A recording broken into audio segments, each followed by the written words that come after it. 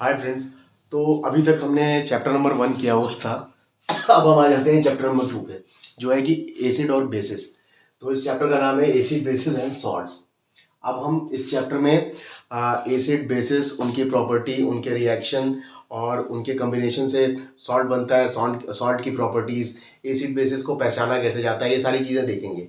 तो चलिए सबसे पहले हम शुरू करते हैं एसिड से।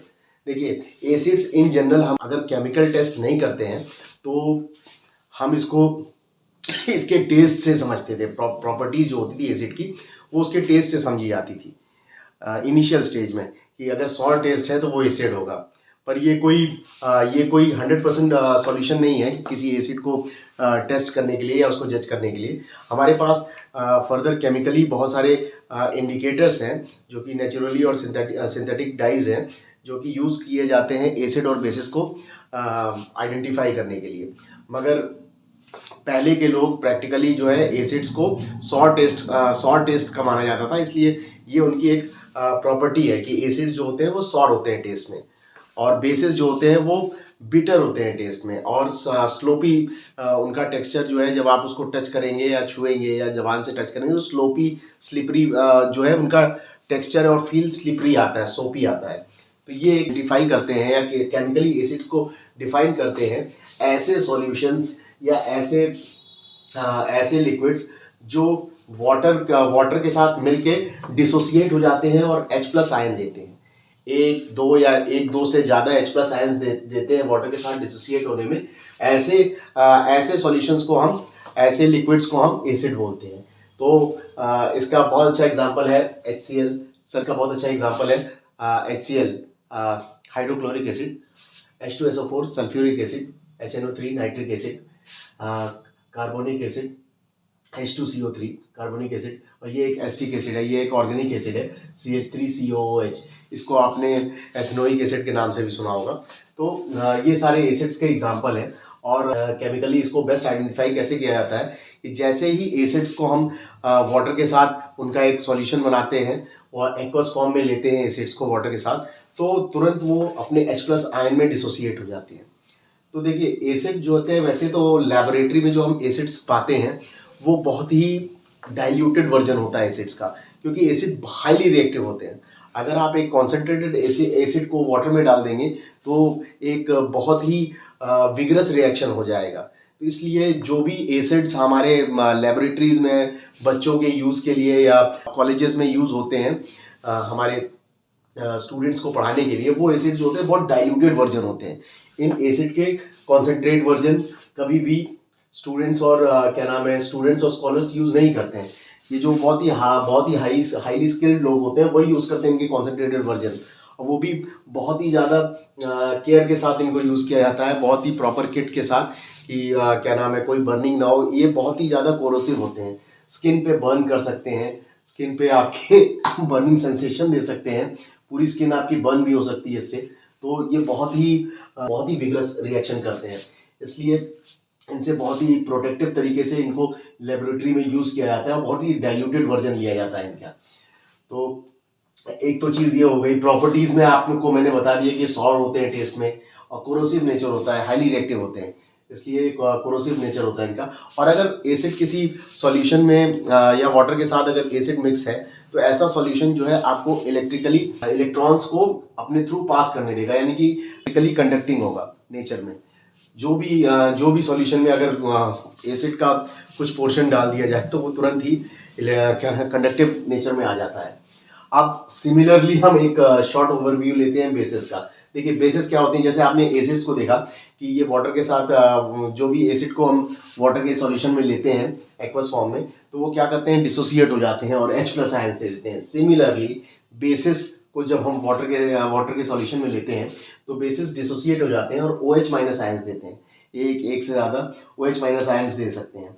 अब देखिए, जैसे कि एसिड्स का एग्जांपल लिया था, स्ट्रॉन्ग एसिड्स का हमने, HCl, H2SO4, HNO3, ये सब स्ट्रॉन्ग एसिड्स थे। तो उसी तरीके से हम स्ट्रॉन्ग बेसिस की भी बात कर लेते हैं। NaOH कॉस्टिक सोडा बोलते हैं, KOH पोटेशियम हाइड्रोक्साइड है, ये कॉस्टिक पोटाश। और उसके बाद है हमारा कैल्शियम हाइड्रोक्साइड, जिसको स्लैकलाइन भी बोलते हैं। ये घरों में चूने के काम में आता है गाँव में। तो कैल्शियम ऑक्साइड में जब पानी मिलाते हैं तब हमको स्लैक लाइम मिलता है। कैल्शियम ऑक्साइड में पानी मिलाया जाता है क्विक लाइम में, तब हमको स्लैक लाइम मिलता है। और स्लैक लाइम जो है पेंटिंग और वाइट वॉश के काम आता है। अब देखिए प्रॉपर्टीज जो बेसिस की होती है वो बिटर होते हैं टेस्ट में और सोपी फील देते हैं, सोपी और स्लिपरी टेक्सचर होता है उनका, और कोरोसिव नेचर होते हैं। देखिए जैसे मैंने एसिड का बताया था कि एसिड बहुत ही ज़्यादा हाईली रिएक्टिव होते हैं, वैसे ही बेसिस भी बहुत ही ज़्यादा हाईली रिएक्टिव होते हैं। कुछ बेसिस इतने रिएक्टिव होते हैं कि अगर वो आपकी स्किन पे डायरेक्ट पड़ जाए तो आपकी स्किन में इरिटेशन, बर्निंग, रेडनेस, इचिंग, ये सब चीज़ें आपके स्किन पे स्टार्ट हो सकती हैं। और अगर इन केस आप बेसिस से कुछ आपको रिएक्शन हो भी जाता है स्किन का, तो आप तुरंत उसे पानी से धुलिए और उसको साफ करिए।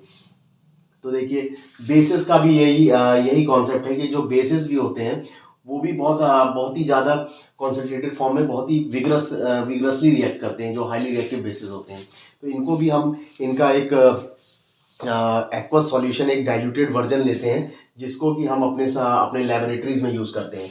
और जो भी सॉल्युबल बेसिस होते हैं तो उनको हम एल्कलीज बोलते हैं। ये टर्म आपने बहुत सुना होगा, बहुत सुनेंगे भी इस चैप्टर में। जो भी बेसिस का सॉल्युबल वर्जन होता है उसको हम एल्कलीज बोलते हैं। तो देखिए मैंने आपको बेसिस के बारे में बता दिया और एसिड्स के बारे में बता दिया। अब एसिड और बेसिस का जब रिएक्शन होता है तो हमें सॉल्ट और वाटर मिलता है। एसिड और बेस जब रिएक्ट करते हैं तो हमें सॉल्ट और वाटर मिलता है, और इसी रिएक्शन को हम न्यूट्रलाइजेशन रिएक्शन बोलते हैं। तो ये एक वेरी इंपॉर्टेंट पार्ट है इस चैप्टर का, कि जो एसिड और बेस आपस में रिएक्ट करते हैं वो सॉल्ट और वाटर बनाते हैं, और सॉल्ट और वाटर बनाते हैं।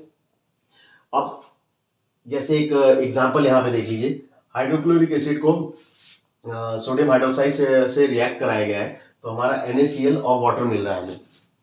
तो जैसे ही HCl को NaOH से रिएक्ट कराते हैं तो हमको NaCl और H2O मिलता है।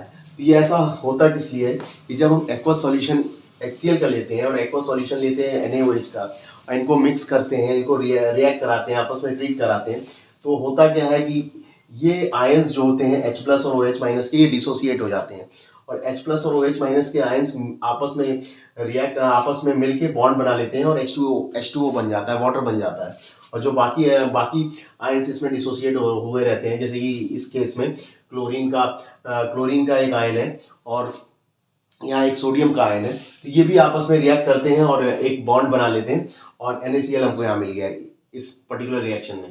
तो ये होता है न्यूट्रलाइजेशन रिएक्शन। और सॉल्ट्स को अगर हम जनरल कंसिडरेशन में देखें तो सॉल्ट्स का जो बिहेवियर होता है वो न्यूट्रल होता है, मगर सॉल्ट्स का बिहेवियर न्यूट्रल से कुछ हद तक एसिडिक, कुछ हद तक बेसिक भी हो सकता है। वो डिपेंड करता है कि जो रिएक्शन हो रहा है एसिड और बेसिस में, अगर हमने स्ट्रॉन्ग एसिड से वीक बेस का रिएक्शन कराया तो जो सॉल्ट आएगा उसमें कुछ एसिडिक फीचर रहेंगे, वो एसिडिक सॉल्ट होगी। और अगर हमने वीक एसिड से स्ट्रॉन्ग बेस का रिएक्शन कराया तो जो सॉल्ट होगी वो स्लाइटली बेसिक होगी। तो ये डिपेंड करता है कि आपने कैसा एसिड और कैसा बेस लिया है, मगर इन जनरल हम ये मानते हैं कि जो सॉल्ट्स होते हैं वो न्यूट्रल होते हैं। अब हम आगे चल के पीएच स्केल की बात करेंगे, और तो फिलहाल में अभी पीएच स्केल की बात नहीं करते, हम सॉल्ट्स के यूजेस देख लेते हैं। सॉल्ट्स के क्या यूजेस हैं, कौन कौन सी कॉमन सॉल्ट्स हम अपने रिएक्शन में देखते हैं।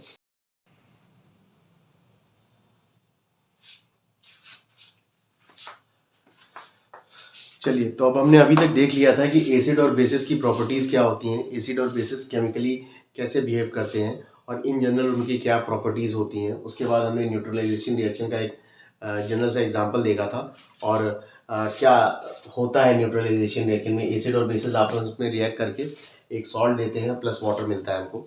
ये चीज़ हमने एग्जाम्पल से देखी थी, HCl और NaOH के एग्जाम्पल से देखी थी। तो वहाँ पे हमको NaCl मिल रहा था और वाटर मिल रहा था। तो अब हम देखते हैं कुछ सॉल्ट्स का नाम देखते हैं, यूजेस देखते हैं, कैसे हमारे general day to day life में वो यूज़ होते हैं। और चलिए हम देखते हैं यूजेस ऑफ कॉमन सॉल्ट्स। अब देखते हैं NaCl जो हमने अभी रिएक्शन में देखा था, इसको हम जनरल नेमिंग जो होती है इसकी, उसको हम टेबल सॉल्ट बोलते हैं, जो कि हमारे खाने में यूज़ होती है। जो इन जनरल घरों में हम किचन में यूज़ करते हैं सॉल्ट, वो टेबल सॉल्ट जो है NaCl ही होती है। उसके बाद दूसरा जो है Na2CO3। Na2CO3 को हम वॉशिंग सोडा भी बोलते हैं। तो ये सोडियम कार्बोनेट की सॉल्ट जो है ये वॉशिंग सोडा कहलाती है, और यही सॉल्ट जो है क्लीनिंग एजेंट की तरह काम आती है, ग्लास मैन्युफैक्चरिंग में काम आती है, और सॉफ्टनिंग ऑफ हार्ड वाटर में भी काम आती है। तो उसके बाद हम देखते हैं सोडियम हाइड्रोकार्बोनेट, इसको हम बेकिंग सोडा बोलते हैं और ये बेकिंग के लिए काम आती है। इसको हम एंटासिड्स में भी यूज़ करते हैं। एंटासिड्स जैसे हमको अगर एसिडिटी का सेंसेशन होता है तो हम एंटासिड्स का यूज़ करते हैं। मैग्नीशियम हाइड्रोक्साइड और सोडियम हाइड्रोकार्बोनेट को जो है हम यूज़ कर सकते हैं एंटासिड्स के फॉर्म में। सिरप्स और उसमें ये मिलाए जाते हैं ताकि हम उसको जब लेते हैं तो हमारी एसिडिटी कम होती है। तो क्लीनिंग एजेंट के तौर पे भी ये यूज़ होता है। उसके बाद तीसरा सॉल्ट है कैल्शियम सल्फेट। कैल्शियम सल्फेट जो होता है ये सॉल्ट जो है बहुत सारे अपने वाटर ऑफ क्रिस्टलाइजेशन के वर्जन में जिप्सम और क्या नाम है प्लास्टर ऑफ पेरिस के फॉर्म में भी पाई जाती है। अगर ये जिप्सम के फॉर्म में होती है तो कैल्शियम सल्फेट CaSO4.2H2O होता है इसके अंदर वाटर ऑफ क्रिस्टलाइजेशन। अगर ये प्लास्टर ऑफ पेरिस के फॉर्म में आती है तो इसके अंदर calcium sulphate CaSO4.1/2H2O water of crystallisation होता है। तो ये जो जिप्सम होती है कैल्शियम सल्फेट, इसको नॉर्मली जिप्सम ही हम बता रहे हैं आपको। तो जो जिप्सम होती है वो बिल्डिंग मटेरियल्स में यूज़ होती है और इसको हम प्लास्टर ऑफ पेरिस के बनाने में भी यूज़ करते हैं। उसके बाद हम देखते हैं इंडिकेटर्स को। तो देखिए इंडिकेटर्स क्या होते हैं, ऐसे नेचुरल या क्लिनिकली बनाए हुए ऐसे डाइज जो कि हमको एसिड और बेसिस में इंडिकेटर के तौर पे काम करते हैं, वही इंडिकेटर्स होते हैं। तो इन जनरल जो हम लेबोरेटरीज में 2-3 तरह के इंडिकेटर्स यूज़ करते हैं वो हैं लिटमस, फेनोप्थलीन और मिथाइल ऑरेंज। लिटमस के बारे में आप बचपन से लिटमस के बारे में पढ़ते आ रहे हैं। तो लिटमस एक बहुत ही वेल नोन इंडिकेटर है। ये लिचेंस से बनता है, नेचुरली प्राप्त होता है लिचेंस से। तो ये जो इंडिकेटर है इसकी प्रॉपर्टी ये होती है कि ये जब भी लिटमस की रिबन को हम एसिड में डालते हैं तो वो रेड में कन्वर्ट हो जाती है। अब रेड में तो तभी कन्वर्ट होगी जब वो ब्लू लिटमस को लिया जाएगा। और सिमिलरली जब बेस में हम उसको डिप करते हैं, बेसिक अल्कली में डिप किया जाता है इसको, तो ये हमारी लिटमस जो है वो ब्लू में टर्न हो जाती है, यानी कि रेड से ब्लू हो जाती है। तो इसको याद करने का एक सिंपल सा फॉर्मूला है ARBB। AR मतलब एसिड अगर है तो वो रेड में कन्वर्ट होगा लिटमस स्ट्रिप, और अगर बेस है तो वो ब्लू में कन्वर्ट होगा। तो इसको आप ये याद कर सकते हैं ARBB, क्योंकि इन जनरल लिटमस को ही हम ज़्यादातर लेबोरेटरीज में यूज़ करते हैं और ज़्यादातर पूछा जाता है। मगर आपको जो दूसरे इंडिकेटर्स हैं उनको भी याद करना है, क्योंकि ये वन वर्ड क्वेश्चंस में एग्जाम में पूछे जा सकते हैं। तो जो दूसरा इंडिकेटर है वो है फेनोप्थलीन। फेनोप्थलीन क्या होता है, एसिड और न्यूट्रल सॉल्यूशन के साथ जब फेनोप्थलीन को यूज़ करते हैं तो वो कलरलेस रहता है, एक कलरलेस सॉल्यूशन रहता है, उसमें कोई चेंजेस नहीं आते। जैसे ही हम एक बेसिक सॉल्यूशन में फेनोप्थलीन को डिप करते हैं, फेनोप्थलीन को के ड्रॉप्स को डालते हैं, वो तुरंत पिंकिश टर्न हो जाता है। तो फेनोप्थलीन ऐसे इंडिकेट करता है कि अगर एसिड या न्यूट्रल सॉल्यूशन है तो वो कलरलेस रहेगा, अगर बेसिक सॉल्यूशन है तो वो पिंकिश हो जाएगा, उसको डालते ही वो पिंकिश कन्वर्ट हो जाएगा। तो ये हो गया फेनोप्थलीन का टेस्ट। उसी तरह से मिथाइल ऑरेंज के टेस्ट की बात करते हैं। मिथाइल ऑरेंज जो है, एसिड्स में अगर मिथाइल ऑरेंज का यूज़ किया जाता है तो वो रेडिश हो जाते हैं, रेड में कन्वर्ट हो जाता है। तो आपको पता चल जाएगा कि ये पर्टिकुलर सॉल्यूशन एसिडिक है नेचर में। दूसरा, अगर न्यूट्रल सॉल्यूशन है तो उस पर मिथाइल ऑरेंज कोई चेंजेस नहीं दिखाता, वो ऑरेंज कलर का ही रहता है। और तीसरा, जब बेसिक सॉल्यूशन में हम इसको डालते हैं तो बेसिक सॉल्यूशन में पड़ते ही ये येलो कन्वर्ट हो जाता है। तो ये है मिथाइल ऑरेंज का टेस्ट, जब भी हम किसी एसिड या बेस या न्यूट्रल सॉल्यूशन से मिथाइल ऑरेंज को ट्रीट कराते हैं। तो देखिए इंडिकेटर्स को अभी हम आगे और पढ़ेंगे, पर ये इन जनरल हमने स्टार्ट किया है एसिड, बेसिस एंड सॉल्ट। अब इसके बाद हम इस चैप्टर के बारे में और भी अच्छे से देखेंगे, इस चैप्टर में क्या क्या बच रहा है, क्या क्या हमको इस चैप्टर में टच करना है। उसके बाद फिर हम अगले पार्ट में इसको प्रोसीड करेंगे। Thank you.